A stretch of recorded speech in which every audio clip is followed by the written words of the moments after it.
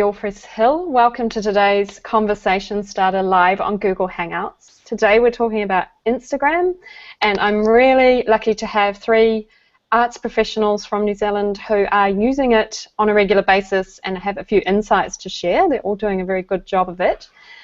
So welcome also to Brett Premack, who's our technical advisor behind the scenes, who's keeping our Hangouts running smoothly here. Thanks to all of those of you who are joining us today amongst your busy day. We're really thrilled to have you with us. So the Hangout is part of our Creative New Zealand Optimised video series, and we're very grateful for the support of Creative New Zealand, and thanks to Helen Bartle and Grace Sinclair from Creative New Zealand. Without further ado, I'm going to ask our panellists to make their introduction to you, starting with Louise. Hi, I'm Louise Bartle. I'm Marketing Manager for Auckland Arts Festival, and I've just finished my second festival. And Roanne, who was our Publications and Marketing Coordinator, she actually ran the Instagram account for the 2015 festival. We're really grateful to have you here, Louise. I know you've got a busy job over there. So we'll jump across to Christchurch now to Maggie and Hannah, if you'd like to introduce yourselves and how you're connected to the arts in New Zealand. Hi, I'm Maggie Worthington and I work for Brown Bread. I do a lot of the digital content development, and we both help run the Christchurch Art Gallery Instagram as well as the other social media platforms. I'm Hannah Wilson. I work with Brown Bread as well, and I work with Christchurch Art Gallery Foundation on their Together campaign, and Maggie and I have been working with the gallery on their social media since the end of last year. That's great, and I know with your agency Brown Bread you work across a number of related sectors, so it's great to get your unique perspective today, so thank you for joining us. Well, Instagram really has started to make its mark here in the art sector in New Zealand. We've been watching it like a hawk, and there's a noticeable growth in the number of Instagram channels and followers of arts organisations. And as you may know, we run the Optimizer online marketing benchmarking program, so we've been having a look at what's been going on with Instagram channels, and in June last year we noted that 19 of the 38 organisations who are part of the project had Instagram channels, and when we looked at their average follower, the average follower per channel, number of followers per channel I should say, was 397. Now, not even a year later, it's 1,373, the average, more than 220% increase in average followers. And across those 19 organisations in June last year, there were total followers of 7,500, and that has now come to more than 24,500 followers. So Instagram's a channel that we need to be taking seriously for sure. In September 2015, they noted that they had a worldwide community now of 400 million. 75% of that community are outside of the US, and it's now 8th on the eBiz MBA rank of social networking sites. Particularly strong with the younger demographic, as we'll hear today from our participants. And according to one study, Instagram has more than 58 times the average engagement of Facebook. So it's a very engaging channel. And its visual storytelling features obviously align very well with what we're doing. And for many it's been a matter of very recent experimentation, but some organisations have been at it for a while on Instagram and giving things a try. And Auckland Arts Festival is one of these. So Louise, I'd like to ask you, when did Auckland Arts Festival start using Instagram, and what made you do that? So the festival started using Instagram in September 2014, which was 6 months before the 2015 festival. And it was at a time when Instagram was rapidly gaining in popularity and was already the fastest growing social media platform. So we decided it was a really important platform for the festival to be on in order to reach a wider audience and connect in new and different ways. So we actually started using Instagram by posting behind-the-scenes images from our photo shoots, behind-the-scenes images in the office, so things like putting together our program brochure. We had some posts which supported our sponsors, and then posted photos from our launch in October 2014. And in 2015, Instagram was actually used as one of our key competition platforms. We ran an Instagram treasure hunt around the city where we had tickets in certain places around the city and posted photos of their whereabouts, so clues and waited for people to try and come and find them, and then posted photos of the winner holding the tickets, which was relatively successful for us. We had quite a low number of followers at that point, but I think people definitely started to engage with the festival's account as a result of it. It's great that as an early adopter you've been able to trial some different types of content and experiment a bit with it over a period of time, and that's probably why you've been so successful in the most recent festival, looking at your huge engagement there. So Maggie and Hannah, when did Christchurch Art Gallery start using Instagram, and what was the catalyst for that?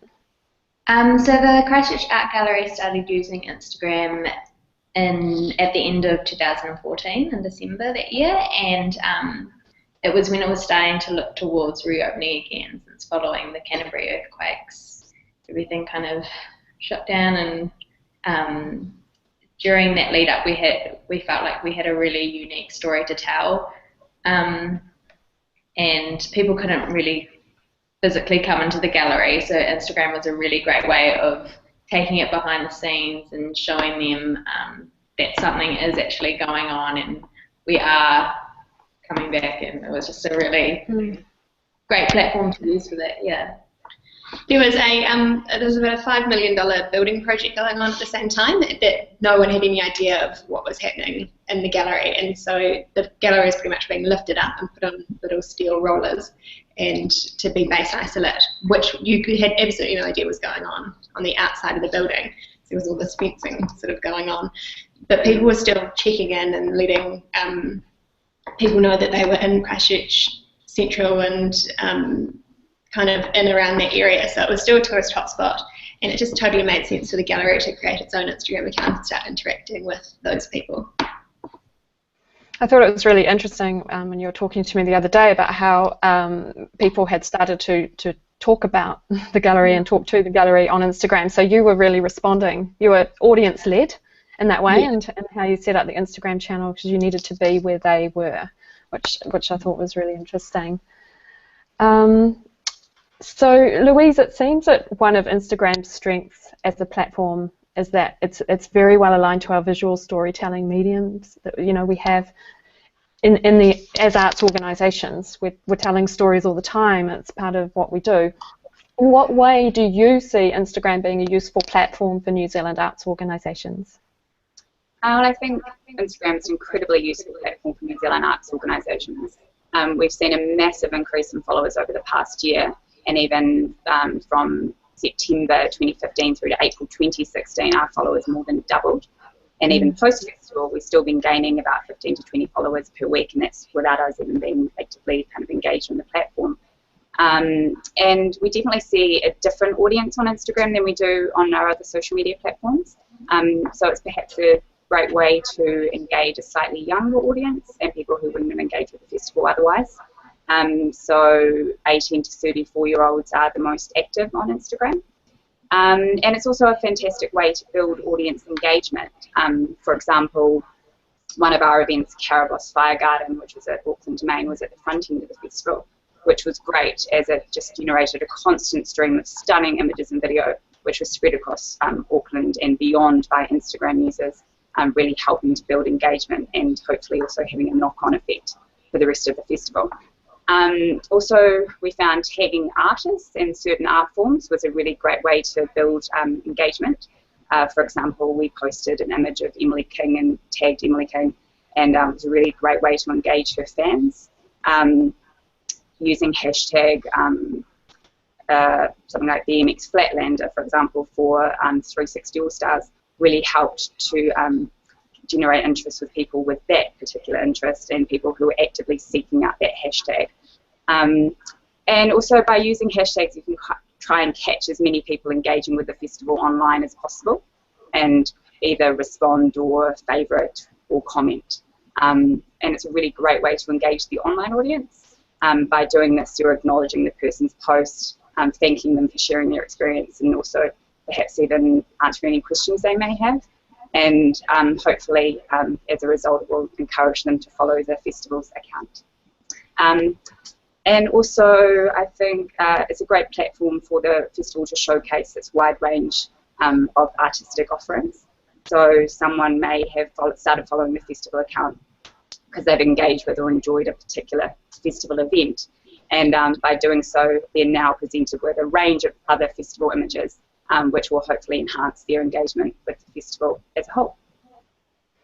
That engagement, that thing you talk about, how you acknowledged people's content and regrammed it and things, that's something that I had actually noticed before you even mentioned this. It really stood out for me during the festival, the degree to which you did that, and I thought that's really great to engage with the audiences in that way and make them feel like, well, we've noticed you and we're appreciative of the images that you've been taking and we're going to share them with, you know, with our audience. So I thought that was a really, really great tactic that you used, or strategy. And also the hashtag thing is interesting that you talk about, because it's almost like a whole lot of different doorways into your organisation through the different interests. And as you say, being a festival, you can then kind of show them other art forms as well. So yeah, those strategies were quite noticeable for someone like me looking at your channel. I was really impressed by that.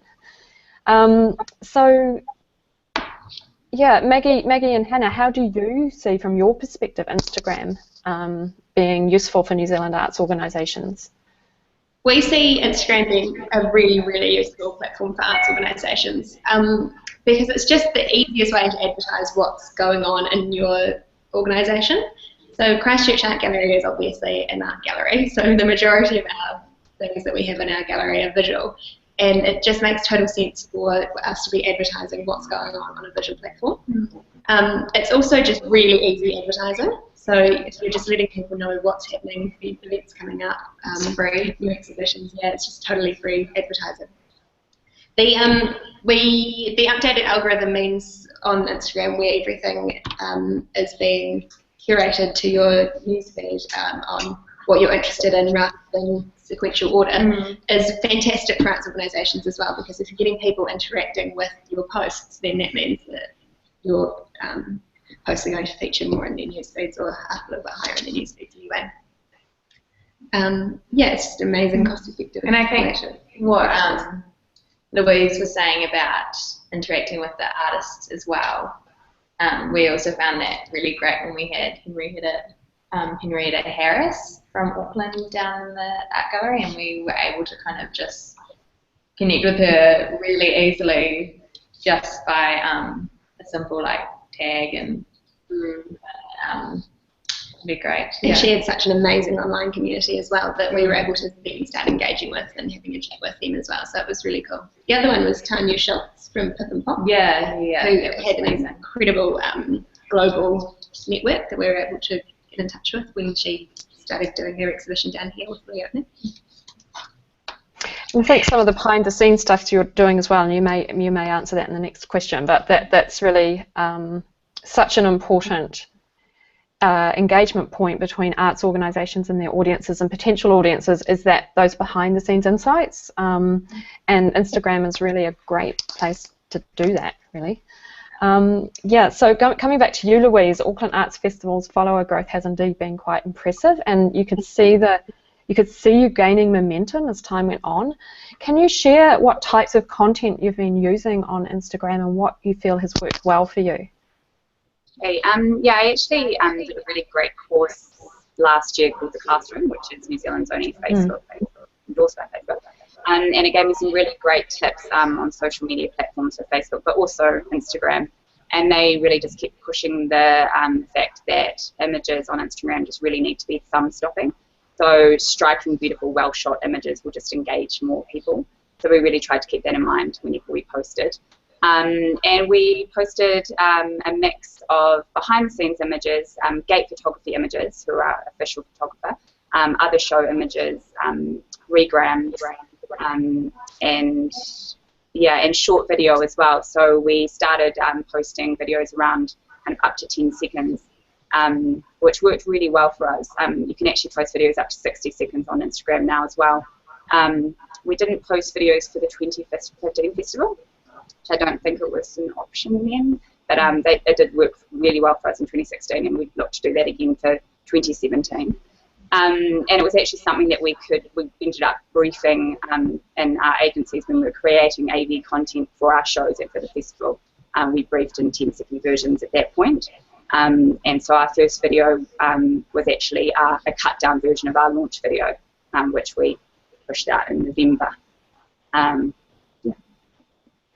You make a really good point about the importance of the quality of the images. And I think for those of you new to this, if you're running an event, actually briefing the photographer, as you said, beforehand, and including images for Instagram and other social channels as part of the briefing is really important and helpful. So, yeah, handing across to Maggie and Hannah, what sort of content have you been using for Christchurch Art Gallery and what has worked well for them? So we use quite a wide variety of content. We pull from about 5 or 6 content pillars, so that can be so exhibitions, stuff from the curators, behind the scenes, work and everything, and our stuff from our events program. And I think we find that with such a wide variety of content coming through, it kind of means that we cover the interests of quite a wide variety of people in Christchurch. During reopening, we had a Art Makes Me campaign, which was a really great way of interacting with our audience. We asked them to tell them how art makes them feel, and they could actually come into the gallery. We had a selfie booth set up, and they could take a selfie and go into the draw to win a trip to Singapore, and they could tag the image that they took and tag us in it so that we could start this conversation with them, which was really great. And also we do a lot of regramming as well, as Louise was saying, and I think it really helps add that kind of personable touch to the gallery. Like, we're not some big, like, scary institution that isn't going to really talk to our audience or anything. And I think it's funny because quite when we regram quite like humorous posts, they're the other ones that seem to go down really well. Like, we had a photo of 2 wee pug dogs in their raincoats outside of the gallery in front of one of our great artworks on the bunker, and that went so well. And then the little photos of kids having, like, you know, a great time kind of on the floor of the gallery. They're riding around. Yeah. So I think it's really important to have that personal kind of, really easy to have a conversation about. Yeah. We, like you said before, Vicki, the installation shots and the behind-the-scenes shots at the gallery just go crazy, and people love seeing things that they wouldn't ordinarily see with their own eyes, and kind of the process to getting art from a storage space or from an artist directly to a gallery wall. So it's really interesting seeing what does have a crazy engagement with the public, and it's quite nice responding to that sometimes. We also find that video works really well with the Christchurch Art Gallery Instagram. They do need to be quite short and really, really well filmed. Yeah. And like Louise was saying, quality is just totally key. We've had a couple of incidents where maybe a not so great quality video has been put up and it has just been a massive flop. Yeah. So it's really key for us to just keep that quality at the highest level we possibly can. Particularly Instagram, yeah, the followers on Instagram are very, it's a really creative platform, and so they do have high expectations, I think, of images that add value to their lives and video. Unfollow as well. That's the hardest thing. So it's always so good. Yeah. Get people following you. Yeah, I just thought I'd throw in a couple of things myself here. One of the Instagram channels I manage, I have found it really good to tell the stories of the staff who work for the organisation. So it's great to sort of tell their backstories and their involvement in the arts from even when they were young on Throwback Thursdays and things like that. And also thinking of content and themes, so once a week doing an image along a particular theme, so it's almost like a series. And the other thing that I found useful is to think about the content as go and use tools like Storify to curate existing content and sort of bring it back to life around particular themes, so you can always republish and keep that content alive using content curation tools or embedding it on your website and things like that. So I'm just throwing a few tips in there for people who are listening. And that leads us really to the final question, I know for sure that still many arts organisations are considering this platform or a little unsure how to begin. Louise, would you be happy to share some of the things you've learned along the way to help these people? Yeah, so some things we've learned along the way. So unless you have an incredibly strong brand, people can use whatever hashtag they want. So in our case, people will be using Auckland Arts Festival in full rather than our official hashtag, which was AKL Fest. So it was really important for OAN to do daily searches on AKL Fest, Auckland Arts Festival, and all other variations in order to catch as many people engaging with the festival online as possible. If we had only been searching AKL Fest, we would have missed potentially thousands of posts and, therefore opportunities to engage with thousands of different people. So also don't underestimate the power of the hashtag on Instagram, and don't be afraid to write a lot of copy to accompany your video or image. There aren't the same restrictions as they are on other social media platforms, and people really want context, so the more funny or interesting or clever you can be accompanying the video or image, the better. And always include a link to your site in the bio at the top, and perhaps a little bit about your story, and set out any hashtags as well, just to help people along the way. And it is a really great platform for competitions. I've seen competitions actually spread like wildfire. We've had kind of varying success, but the favourite and tag a friend competitions do tend to work quite well. I've seen them work very well. And I think if you're doing that, though, it's just still really important to have a really strong image to accompany the video or the competition text. Otherwise, people just won't engage.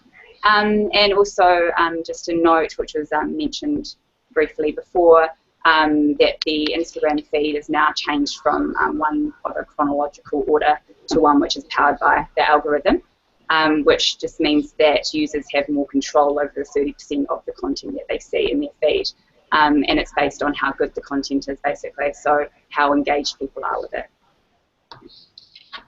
That's great. One thing I've been impressed by is how you included monitoring of the various hashtags as part of your daily work, basically during the event and ongoing, so that you're capturing content that is out there about you, and just incorporating that obviously into your work plan each day. So I thought that was rigorous and impressive, really. And as you say, you could have missed a lot of opportunities had you not done that. Yeah, so Maggie and Hannah, would love to hear what you have learned along the way and what you'd like to share with others who are starting out. What we've learned along the way is that we have a content plan that's pulled from various pillars around the gallery, which Maggie mentioned before. So it looks at the curators, the install teams, the public programs team, the visitor hosts, the gallery shop, marketing, PR, all sorts. And so that feeds through to one person that posts across all our social media channels, which we find works really well because it's taking all of the content from the gallery and we post it with one voice, so that it's not a whole lot of different conventions or mixed messages or anything like that across. It's just one person posting. We also do have quite a tight content plan, but that means that we can post things as things come up spontaneously. If there's breaking art news or something along those lines, we can put that into the posting schedule, or if there's an amazing exhibition that's about to open and one of the curators wants to write a web personal note with something, they're most welcome to. So that works really well for us at the moment. And also, which really helps with the scheduling side of things, is we use an app called Hootsuite, and that just means that, on the weekends or something, on your Friday, you can schedule all your Instagram posts to go up during the weekend, and you just get a wee notification and the text is all ready to go. You just copy and paste it into your Instagram caption, and the photos all there, and it's really, really handy. It just means that you don't have to think about, working on the weekends. But yeah, it also means that you do have that kind of scheduled, it's all scheduled, but you've also got room to be flexible. Yeah, that's great, thank you. Well, I think it's a wrap. So I just wanted to say a huge thank you to our 3 panellists today. We've been talking with Louise Bartle from Auckland Arts Festival and Maggie Worthington and Hannah Wilson from Brown Bread in Christchurch, who manage Christchurch Art Gallery's Instagram account. And I think, you know, Instagram's an incredibly appealing platform to use. It's very nice to have and nice to use, but you've reminded us of how important it is as a business tool and how critical it is to have a strategy behind it. So just to say that the recording of today's Hangout, if you want to share it or wanted to watch it again, will be on Creative New Zealand's YouTube channel after this closes off, and excerpts will be distributed via the Optimise NZ blog. And if any questions, Grace at Creative New Zealand, which is Grace S, I can't put a slide up unfortunately here, but Grace S at creativenz.gov.nz, and do go and have a look at Auckland Festival and Christchurch Art Gallery's Instagram channels as really best practice examples of how to use this tool. So our next 2 events are, we have a webinar coming up on 24th of May, Tuesday, at 10:30 a.m. called Creating and Curating Digital Content, and then the final conversation starter in our Google Hangout series is on Google Analytics, and that's on 21st of June, but more information will come out to you about those. So again, thank you to all of you, and thanks to everyone who joined us, and have a great day everyone. Thanks.